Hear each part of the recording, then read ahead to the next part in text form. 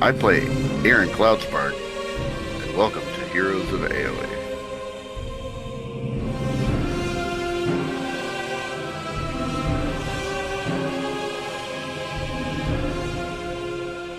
Along cliff edge in the Siri Gulch, with a cave which has a hole busted in the side of it, the travelers who we've been following for the last few weeks find themselves with a tense moment between them and their party members.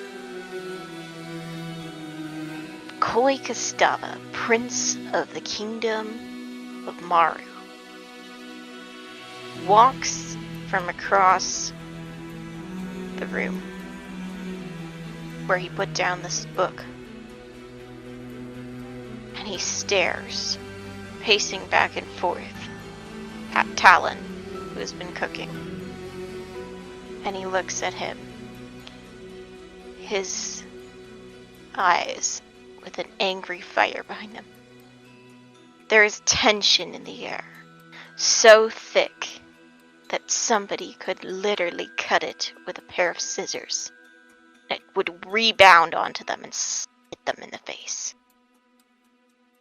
You all stare intently at him, and he doesn't say a word. He just looks at you. All after his statement from last week's session. You killed my sister.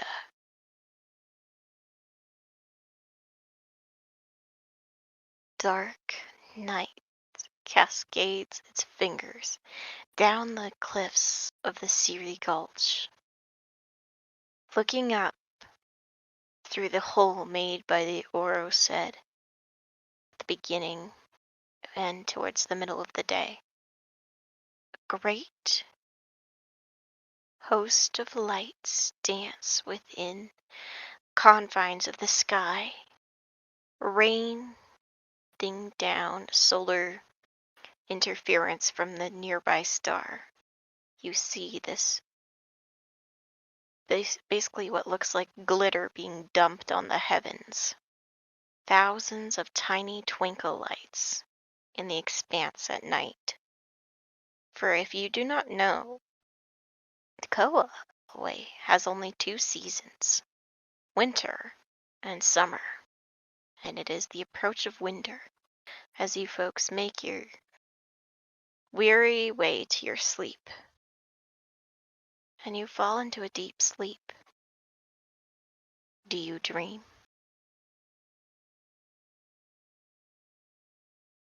And if so, what do you dream about in your basically your bedrolls, like your sleeping bags? Well, I'm not quite sure how we would dream. But when she wakes up, she won't remember it anyways. The question is, Aaron doesn't really sleep, he transes, so...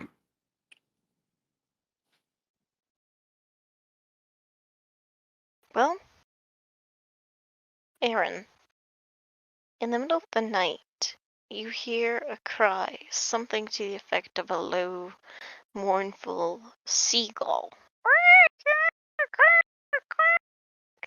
In the distance. Odd, because you are not near the ocean. It's been a 4-day trek to get to this place. But you hear a gull wheeling and whirling. Or it could be a falcon. Either way, a bird is up in the middle of the night, wheeling and calling. This bird needs to shut up!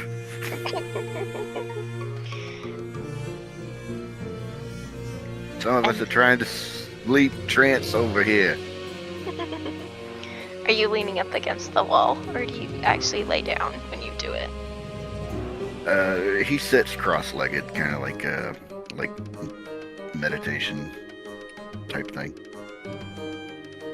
Well, the bird outside wheels in, a burst of wings coming with the wind of morning. Pink sunlight starts to pull its little tiny edges of its fingers across the horizon with little baby steps. And finally, as if a 1-year-old or 2-year-old is trying to climb up a piece of furniture, it hauls its way over the top and it's like, I did it! And a burst of bright pink sunlight cascades upon the land, bathing the world in a new day. The cry of the bird grows louder. It has been going all night. Koi Kistava walks briskly past you as he, with his long blue cloak, strides out with his captain. Captain, he says, I think that we've got a message from headquarters. Yes, good sir, we do, Captain Billy says. And she, the captain, looks at her commanding officer. It seems to be, she says. It's a falcon, she says. And she holds out her leather gauntleted arm, and a large silver falcon bursts out of the sky, streaking like a ray of light through an early morning dawn. Pink touching the tips of the silver falcon's wings. It lands, still making that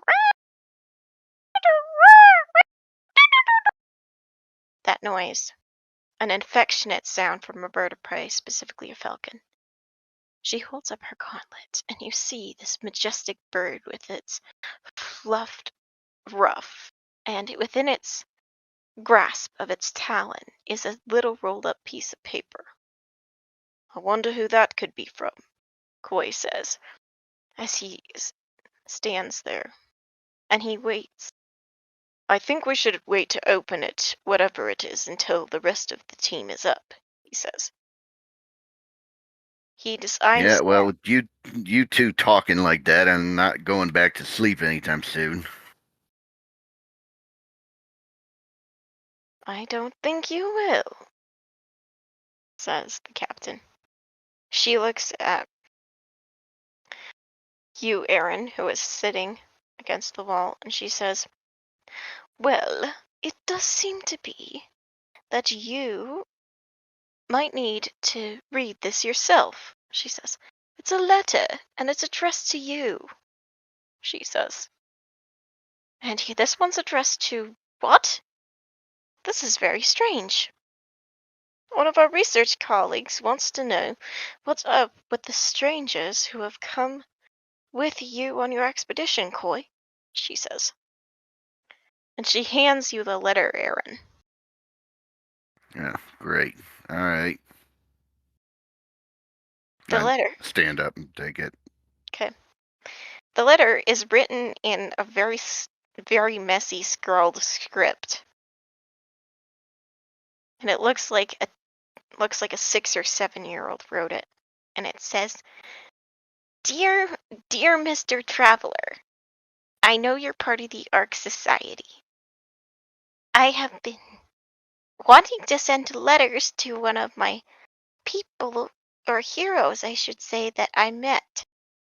You kept our church from being rather decimated or destroyed in full by an evil slime monster.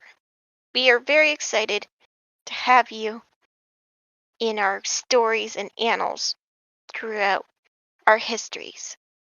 I very much look forward to meeting you one day. Signed, the Goose Kid. Oh, great. Yeah, I was going to say, the bird kid just delivered a note by another bird. You'd think he'd get the point. I don't like birds, but all right, whatever. But Koi gets kind of a wry grin on his face despite the circumstances. He doesn't seem to stare at Talon, though his eyes grow wide and he says, Has anyone seen Yi Sang this morning?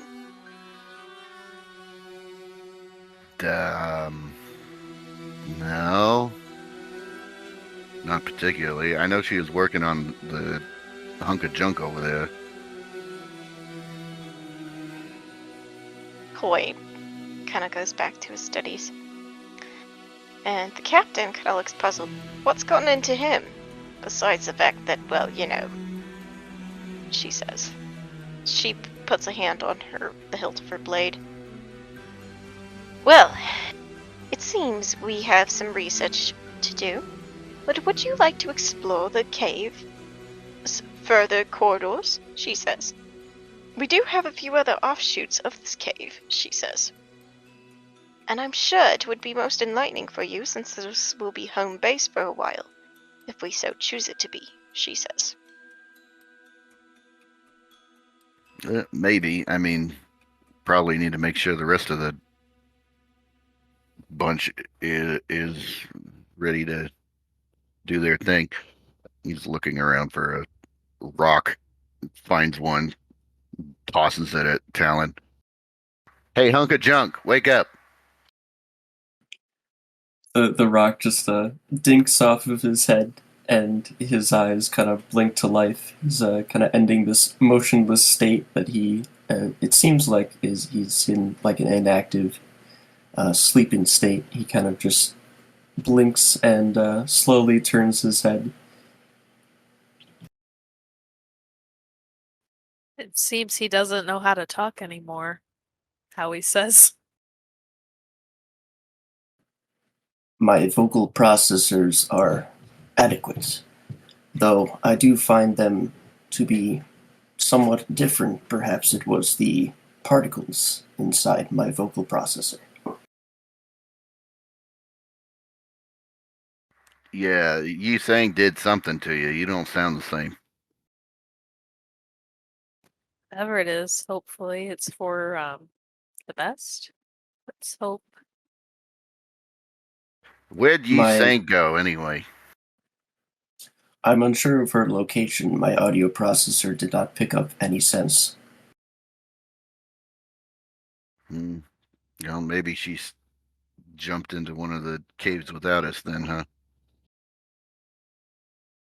Could be a possible combination, the captain says as she stares at the floor. There seems to be a strange sort of trapdoor within the floor of the cave that you're standing in. And she kind of looks at Talon a bit more, and she says, "Man, those vocal processes really did change," she says. "Intriguing, but also strange," she says. "I'm not as much, well, against you," she says, "as is my prince here," she says. "But he does have a point. We're not fully into trusting you yet. You, well, as he said it, hunk of junk," she says. Yes. He would be foolish, as one might say, to be blind to my history, to your history. I would like to speak to him about this. That might not be the best idea. I was thinking the same thing. Maybe you should let him cool off a little bit first. Very well. My purpose remains the same. What would that be? You are now my companions. I must act as such. I do not have myself a loyalty. My symbiont is dead, and I carry no current allegiance. But the prince has given me this purpose, so I will carry it out. Howie expects him to betray the party. Not yet, but later on, when we need him most. Bam! But she'll keep it to herself for now. And try to make a point to be nice, so if he does have feelings, maybe he'll reconsider.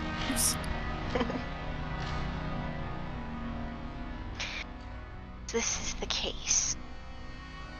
You hear a strange trickling noise coming from the roof, and you see drops of long, fangled, pieces of stone, like molten. It's not molten, but it looks like molten stone. It's just a gray, goopy sludge dripping from the roof. Oh, the captain says.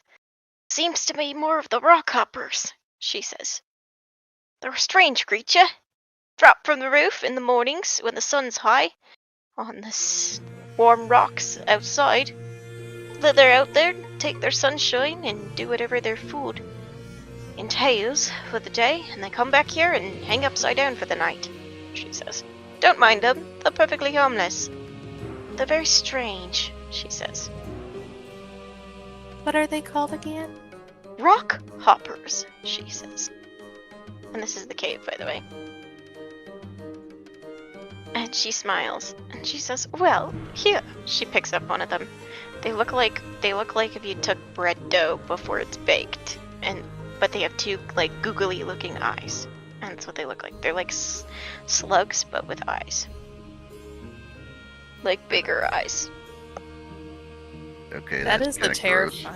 terrifying image.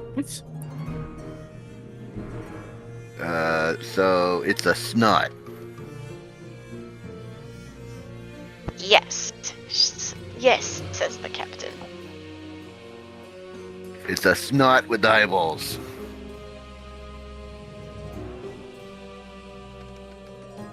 Touch it. Oh yeah, I'll touch it. One finger. It feels like bread dough. So gross. It's goopy. Super And gross. the weird part is they all seem to drop right on top of Talon. And Talon, you're suddenly covered in these slimy little creatures that are slowly leaving their slime trails on you as they slowly ooze their way down the cave floor and you to go outside. Talon just waits patiently as they very slowly slide off of him onto the cave floor, as he says, "Such defenseless creatures, fragile." That's where the captain starts laughing her head off. You think they're defenseless, she says. Everything in this place wants to kill you. And she basically says, they would have taken us all in the night, but your sleeping gear is reinforced by the very aspects of, well, I should say, treatments to keep them away. They are attracted to warmth, she says. If too many of them crawl near you, they will basically smother you to death, she says. You're correct. I base my references of power on my previous abilities. Many of my systems are still damaged. That being said, I do not require breath. A point, says the captain. But first... So wait a sec. So you're saying these little goobers will combine into a giant goober and then goober us to death? Yes, she says rather casually. That's absolutely disgusting and horrifying at the same time.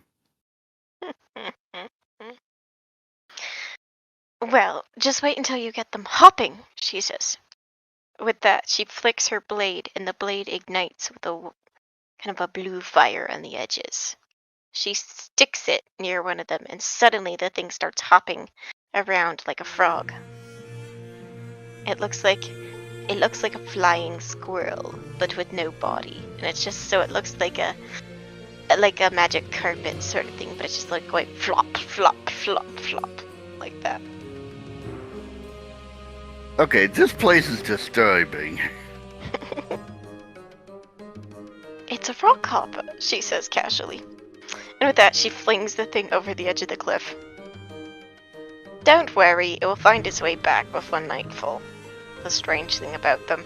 Must be hive mind or something, she says.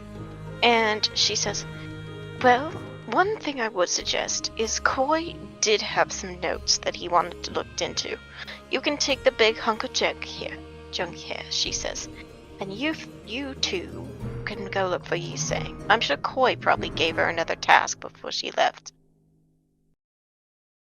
And she says, well, it seems to be that it might be a good idea. And she hands you some research notes of Coy's, and one of them is further research into Apex Yousta. Gildren Yousta, she says. We found more parts. What was it?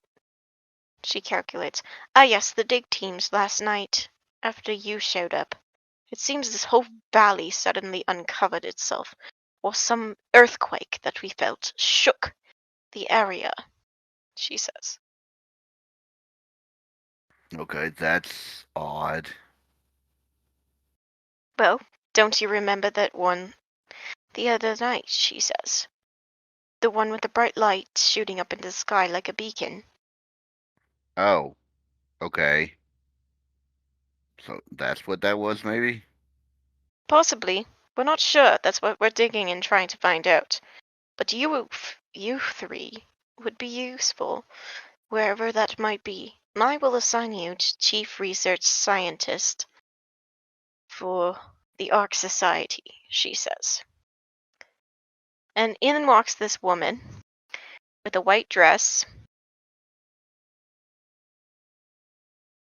an elegant bearing to her frame, and a large silver necklace around her neck. Give me a minute to expand the character token. There we go. She's holding a book in her hands, and she says, a pleasure to meet you all. I am head researcher Kyber, she says. And she bows to the captain bows to her. 4th degree order of scribes, she says. That's where I come from, is the capital. I was classmates here with the captain, she says. Nods her head. Well, shall we get started? Or do you have other matters to attend to this morning? She says. Yeah, something to eat. The researcher, Kyber, smiles at Talon and says, despite the fact of being, well, a researcher on a team with a prince who completely dislikes you, I find you utterly fascinating and incredibly useful. Would you mind making us some breakfast? She asks. Yes, I will. And Talon will slowly clink away to the kitchen and start preparing some breakfast for everyone. What is Talon cooking? If they happen to have some eggs, he'll make some eggs in various different forms, scrambled, sunny side up. Well, Aaron, you've got that box of eggs. Yeah. So I'll see what he can do with those. I presume that there's some eggs in there. Oh yeah. In fact, the chef not only sent eggs, but he sent like fresh meat and bacon and stuff, like big slabs of it from the kitchens of the castle. Oh, perfect. Okay, so Talon will basically he'll accept orders and will make like an omelet with some chopped up breakfast sausage or bacon in it or something along those lines.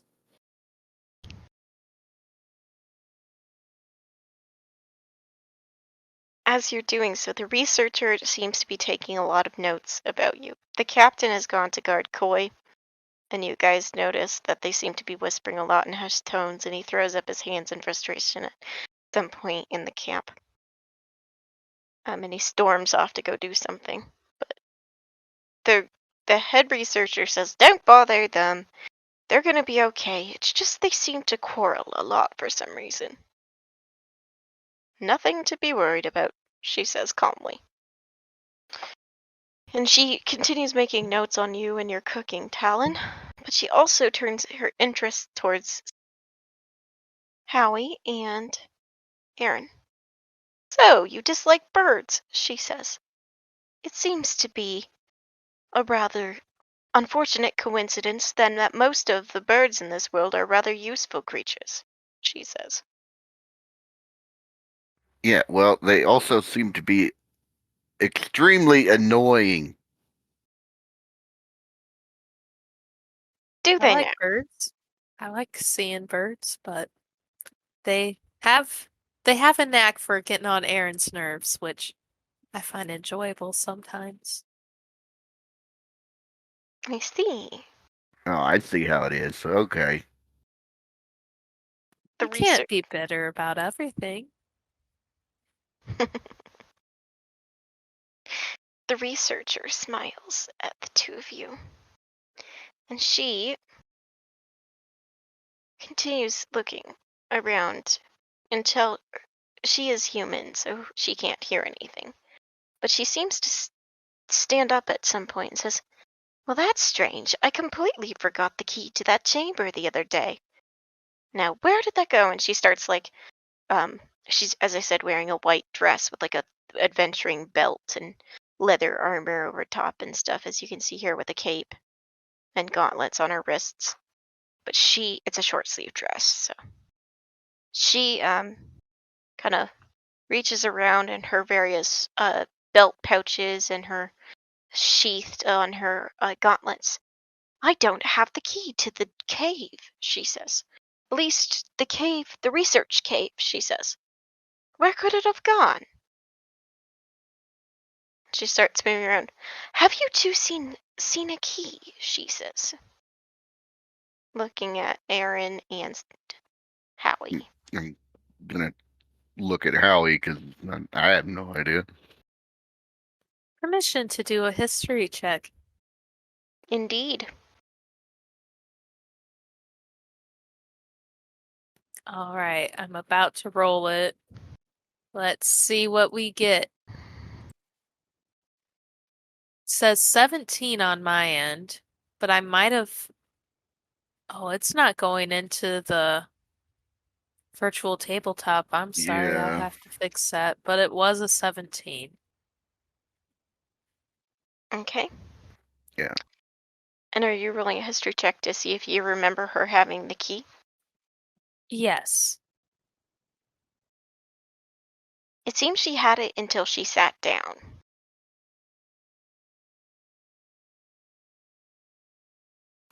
Hmm. To eat breakfast with you both. Howie will go ahead and check the floor to see if a key fell down there. Okay, give me investigation. That was an 18. You notice the rock hoppers are consuming the key. And it seems they eat metal. That stupid rock hopper's eating the key. Howie will kick it. It just feels like you're kicking wet sand. And He'll stomp on it. it just goes flat like a pancake.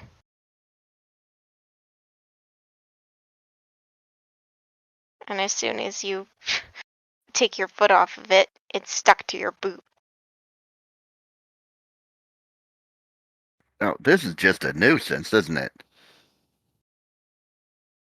Well, kind of like the. It's weird. It is like bread dough. I Can don't I know if we're able to get the key out of it or not. can I see the key still? Yeah, it looks like acid melted it. Oh, so it's off the key now. It's just stuck to her boot. The key is stuck to her boot because she flattened the thing that was eating it. Oh, okay. So I'm gonna try to remove the key from the stupid blob. You do, and as you do, you pull it out like it's some sticky mess, and you see it, and it looks like the key front where it unlocks the door has been chewed straight through.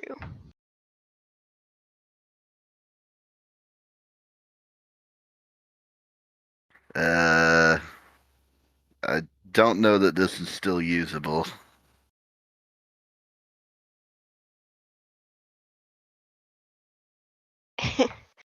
As you do so, though, you realize what this thing is. These things, these rock hoppers, which apparently eat metal, are what look like a baby form of a mimic.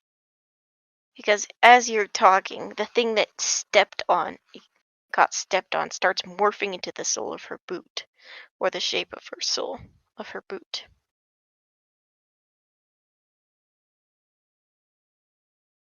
Oh, well, that's just disgusting. I'm gonna cast Produce Flame so I have a little fireball in my hand. Think it'll bake up like loaf of bread or something. Yeah, or it'll decide it doesn't like fire and get off your boot. That's what I'm hoping. Sounds good.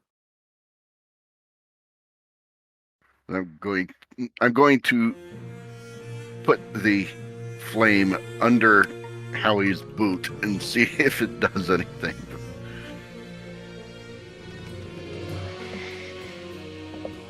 It turns into what looks like flames in imitation of what you see with Aaron trying to do that with Howie's boot. It's just a bright burst of light, and then it goes like that, and bursts into like a big splatter of bread dough, like tan substance. Okay. Plan B, take your boot off. Fine. Howie takes off her boot. All right, I'm gonna hurl this fireball at it. Alright. And you hurl the fireball, and it bursts into flame, and you hear a beep, and it turns into smoke and ash. Okay, well at least we know how to get rid of the stupid things. If the key's real broken, you'd need magic or someone to make a new key.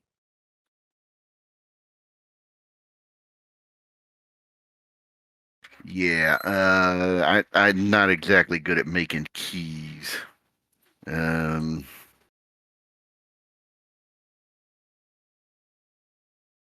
hey, Tin Man, you have a make keys accessory on that?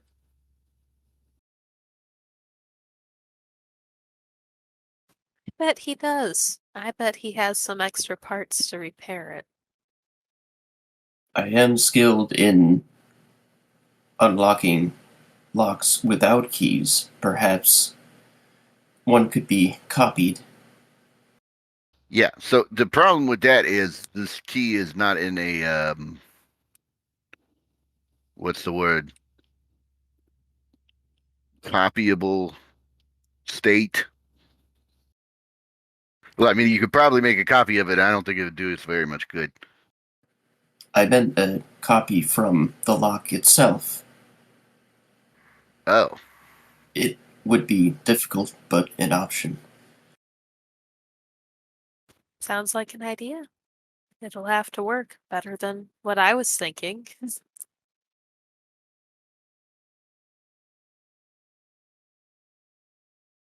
I'm going to roll an Arcana check just to see if uh, Aaron would know something that I know. I was thinking create water, except asking the DM if it could be ice. Such a stupid plan, but if we were that desperate, Oh, to freeze the lock and break it? Almost? potentially, yeah. Yeah, no, I know that there's a spell called Mending, which would probably return it to its normal state, but I don't have that. I kind of doubt Howie has that. I know Talon doesn't have that. I think he sang does. He's saying probably does. The one that we don't have is the one that has Mending, probably. Yeah, that spell is really useful when you need it. That's for sure. It's extremely not useful when you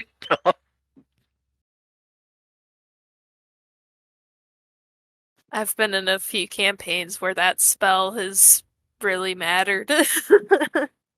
Hmm. The one I was thinking of is knock.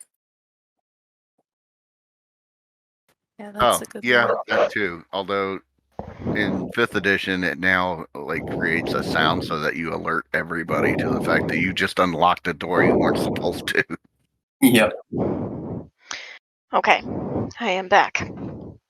All right. I hear something like a fan in the background right now, though. Just a heads up. That's weird. How about now? Yes. How about now? Yes. I think it's breathing again. I don't think it's a fan. How about now? Good. Yep, it's good. But Talon made the suggestion that he could potentially make a copy of the key from if he has access to the lock that the key is supposed to unlock. Smart plan. Yeah, do you think that's a possibility using thieves' tools? Yes. So, the researcher looks around and says, "Oh, the key! This was not supposed to happen," she says, puts her hands on her hips and stares frustratedly at the key, which I'm sure is proffered to her in one of your hands. Well, if that's the case, we just need to do what we can. This is why Koi hired you, isn't it? You solve problems that we run into here, isn't it? She says. Yeah, well, I guess we'll have Tin Man take a look at the lock, wherever that is. Where is this lock located?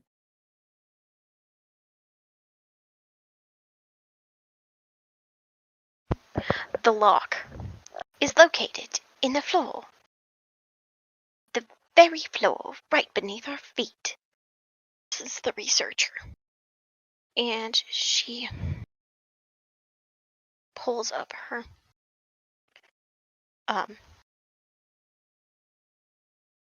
like cape on her shoulders and she's like, "Okay, we've got to do this." She points to the floor, points to the lock, and says, "If one of you can make an imitation or some copy of the lock and build a key around this would be perfect," she says. Yes, I do happen to have the skill set, which includes lockpicking and the like. And Talon will unhook this leathery pouch that he has, and it will open up to reveal all these different sized lockpicks, and he'll kind of look at the components in it, see that they're all like very old, and then look back to the researcher woman. If you happen to have any fresh wax, um, it would be needed for this process. She hands you some sealing wax that she uses to seal letters that they send by the Silver Falcon. "Will that be enough?" she asks. This will suffice. And he kneels down to get to work on the lock.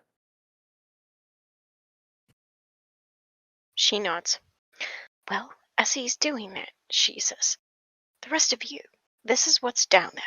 1, a graveyard. 2, the memorial resting place of what we think is the remains of Koi's sister. And 3, she says, there have been signs of disturbance to the graves. Long claw marks, strange smells of death and odors that I have not smelled since I have been part of the team. I was a medical research assistant before this, she says, and now I am here detailing the remains of what is the Aeowe ranks, she says.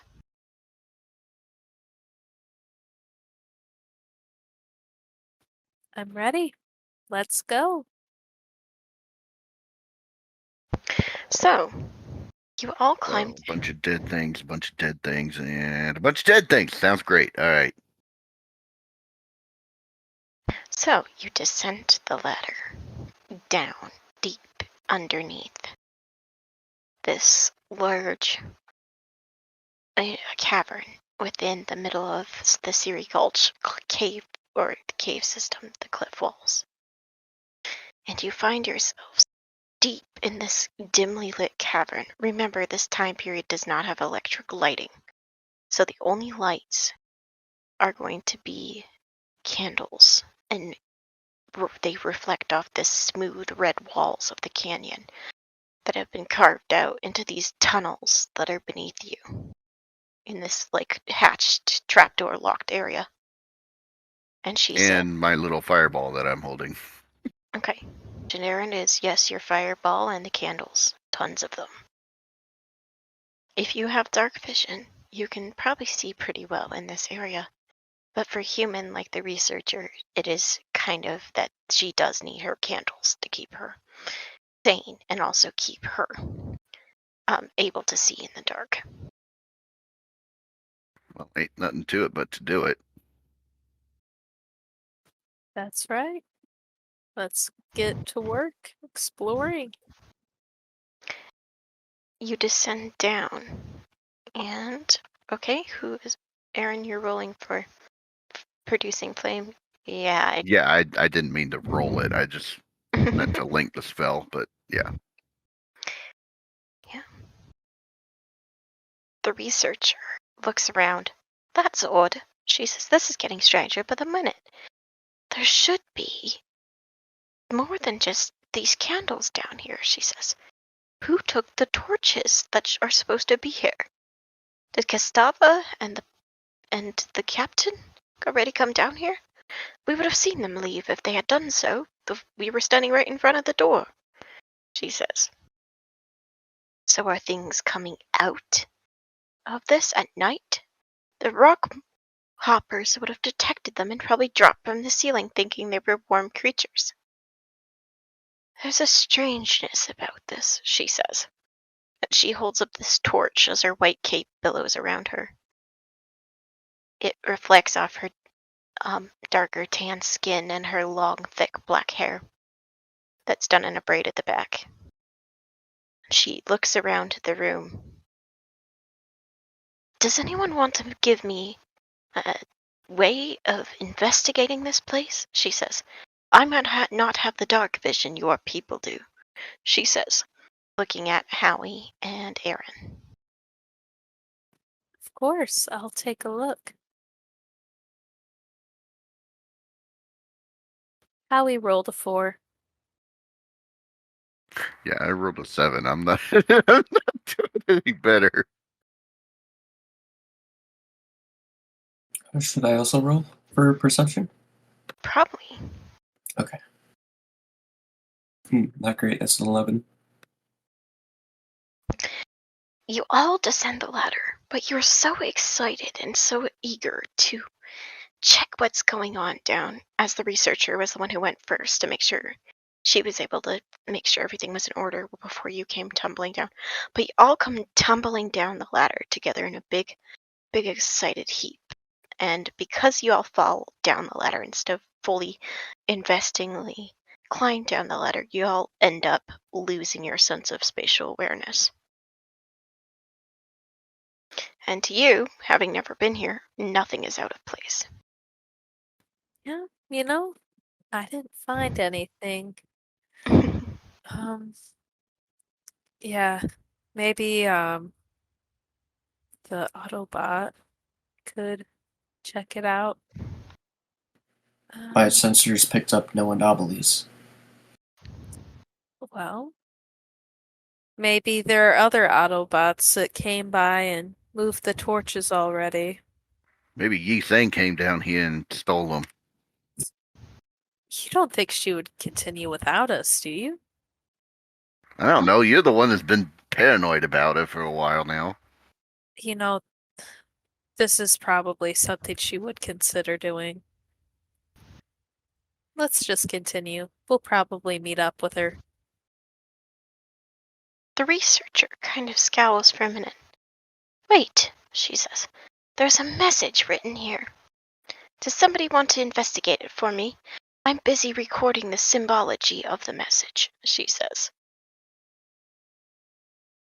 Depends Okay. on the language. This one in particular is a strange one, she says. It seems to be written in an old hand of Draconic, she says. Does anyone know any Draconic? She asks. That's a negatory on mine. You know, I tried to learn it, but I really don't know it at all, sadly. Draconic does not reside in my language processors either. You stare at this stone, kind of tumbled, as if there's an old building buried beneath this part of the wall, as if it's carved in there. And there's this door at the edge, which the researcher, walks up to. Intriguing, she says. And she looks at it and studies it, holding the torch up to it. Stranger than fairy tales, she says. I've never seen anything like it. Here, bring that torch closer, she says to one of you. Well, it's a fireball, but okay. She nods. This is writing from over 400 years ago, she says. Writing which resides in only the language of the dragons. I do not understand this. I must copy this down, she says, and she scrolls it in her notebook. But as she does, she accidentally slips for a moment. Probably some rock hopper slid off the wall again. She looks down. Oh, those dawn creatures, she says. She stamps on another one. And you hear beep! But as the case, she casts it off her boot. As she does so,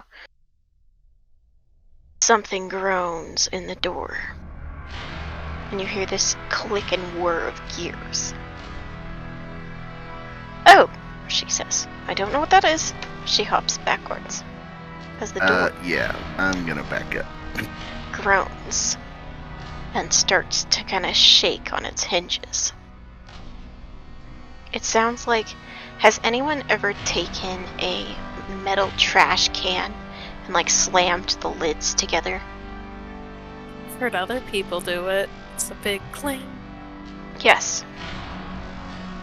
There's a whir of gears and clicking and then a huge clang like that as the door slowly groans and slides to the side. It's pitch black on the other side. Thank you for listening to Heroes of Aeowe. Dungeon Mastery by Anali Defenif. Howie Gulkus, played by Sanguine. Aaron Cloudspark, played by myself, Neuron. Talon, played by Tim Galvin.